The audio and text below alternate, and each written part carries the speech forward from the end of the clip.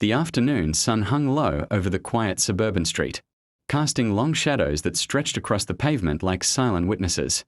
Marcus Hale adjusted his tie as he stepped out of his sleek black sedan, his mind still occupied with the complex legal arguments he had been reviewing. He had spent decades building a reputation rooted in fairness, discipline, and unwavering justice. Today was no different. He was on his way home after a long day at the courthouse, hoping for a moment of peace.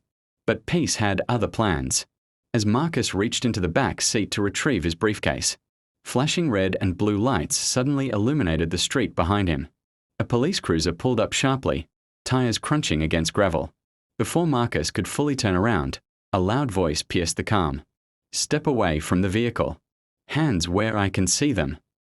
Marcus froze, confusion flickering across his face. Slowly, carefully, he raised his hands. His heart, steady in courtrooms filled with tension, now beat heavily in his chest. "I'm just getting my briefcase," he said calmly, his voice controlled but puzzled. The officer, young and rigid in posture, approached with suspicion etched into every movement. His hand rested firmly on his holster. "We received a report of a stolen vehicle matching this description," the officer said, his tone sharp. "This car belongs to you." Marcus nodded. "Yes, officer. It's registered in my name." "Then you won't mind showing proof." There was a pause, just a second too long, before Marcus spoke again. "My wallet is inside the car." "Don't move." The officer snapped.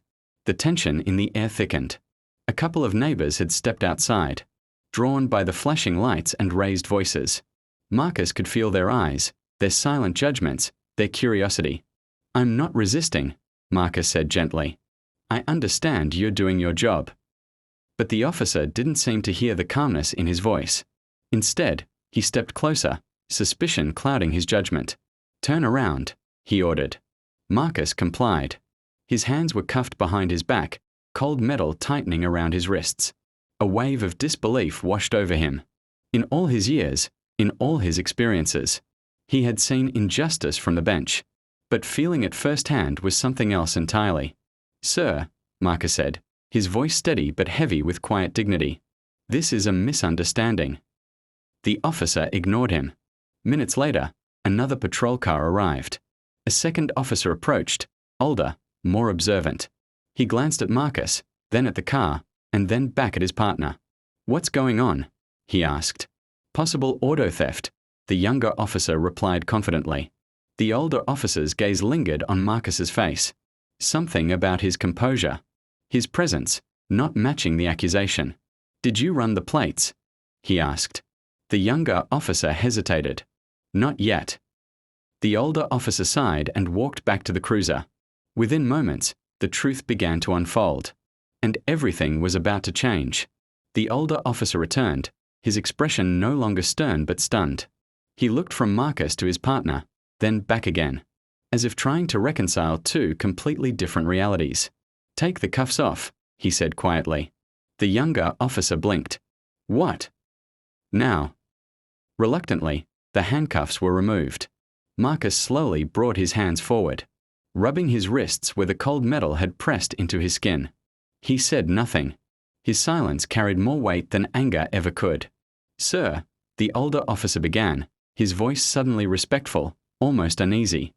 "I apologize. There's been a mistake." Marcus met his eyes. "I gathered that." The younger officer looked confused. "What mistake?" The older officer exhaled. "This vehicle is registered to Justice Marcus Hale, of the State Supreme Court." The words landed like thunder. The younger officer's face drained of color. His posture stiffened, his confidence evaporating in an instant. Marcus said nothing at first. He simply picked up his briefcase, dusted it lightly, and stood tall. There was no triumph in his eyes, no anger, only a quiet, weary understanding. "You thought I stole my own car," Marcus said finally. The younger officer struggled to respond. I didn't know." "That's the point," Marcus interrupted softly. "You didn't know, but you acted anyway." The street had fallen silent.